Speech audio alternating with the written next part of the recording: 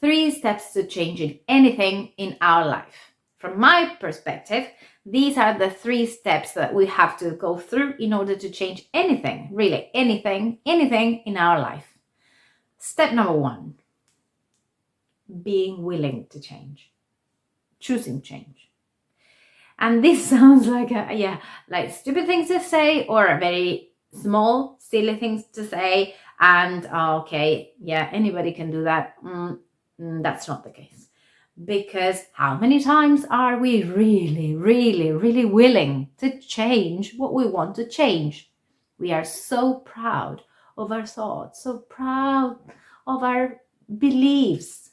We are so proud of things that maybe are not even ours, because maybe it's something we are acting out, or we are living a life from the point of view, our families, of society, of everything we have believed is true for us, which is not. Now, being willing to change is the first step, because energetically, internally, when that changes, when that shift is done, then the whole, our whole energy changes. It's like the energy starts. Yes, the energy starts changing, and life manifests itself in a different way, right? It starts showing up in a different way. When we choose something, it's because it's functional. It's functional. We love something about that, but yeah, in some way, it's functional. It functions in our way, right? Even if it's a little bit like shit, or it's shitty, right? Many times we choose shit. Yeah, even if it smells badly, it has a, I was going to say tastes badly. Okay, we choose that. Okay, so being willing to changing is acknowledging, first of all, that many of those beliefs or points of view that we have might not be ours in the first place. And then that those beliefs are not generating and not creating the life that we would like to live. Sometimes we are not willing, we are more comfortable with the old by familiar, old by, yes, we cherish it so much. We love our drama and our trauma, and we don't want to change. When we get bored of all that, we say, in my case, I got bored at some point. Luckily, I got bored, and I was really furious. I started lots of anger and fury, and sometimes anger, that which it shows is our potency, right? So, okay, I'm tired of playing the victim of my life. I'm not a victim. None of us is a victim of our lives. That's a lie that we have bought. It's not true. I'm not a victim. I'm a fucking creator. I'm a fucking infinite being that I have power to change anything. We have the power and the potency and the capacity to change really, truly anything in our lives. Anything. We have to be willing. We have to choose change. And that is a very, very, very big step. And that in itself start changing, because I change my vibration, I change my energy, and then, as I said before, my life starts showing up differently. Now, second step, from my point of view, to change anything is bringing consciousness to that which is hidden. Because sometimes we perceive that we want to change. I would like to change, but I can't. Okay, that I can't is a set of lies.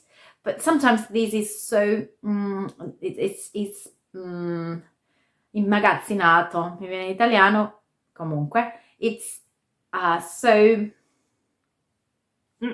wired in embrace. It's wired. It's the way we are wired. It is blocked in our bodies. So there is something energetic that needs to be liberated, eliminated, dissipated. Okay, and to do that, sometimes we need the help of somebody else, right? Somebody else to step in and to lead us through this change with a tool. There are so many great energetic tools to bring more consciousness to that which is not conscious to us, right? Because sometimes it's easily seen or easy to see for others, but we are inside our lives, we cannot see what we are doing. That is creating always the same thing. It's like we are always doing the same thing, and we are always having the same kind of result because we are doing always the same thing. So, for example, we could ask questions, destroy energies, do verbal processing, resort to the Akashic records, to ask for information, to our guides, to a spiritual team. We could work with the quantic board. We could work with Reiki also, because Reiki is a way also when somebody does Reiki on us, it also allows us to access our information. We can resort to tarot. There are so many different tools. Some tools are great for bringing the content to consciousness, and there are some tools that are great for changing the energy, because sometimes we need to know, sometimes we don't need to know. We have lived so many lifetimes. We are so programmed. So we came to this world wired in a certain way with all of this information, and that we need to change in order to create something different. There's very good news. The very good news is that we can do it. Yes, we can do it. We can change anything. From my point of view, there's nothing that we cannot change. Now, third step to changing anything is action. So in some way, if I have chosen, I have been willing to change, I have more consciousness about what's going on, then there's something I have to do differently. Yeah. And sometimes these actions, these steps or these different elements that are needed interconnect and interact, and that they come in different orders. It doesn't have to be linear, actually, because sometimes just using a tool, asking a question is already the action that I require to take. Yeah. But once I know that there's something that needs to be changed, sometimes the actions that we have to take are bigger, let's say, not so much energetic, they're a little bit more dynamics, so to speak. We have to be willing to do that as well. Because if we keep doing, as I said, keep doing the same thing, expecting a different result, it will never happen. So, 3 steps to changing anything. From my perspective, is be willing, bring consciousness to what is hidden, and take action.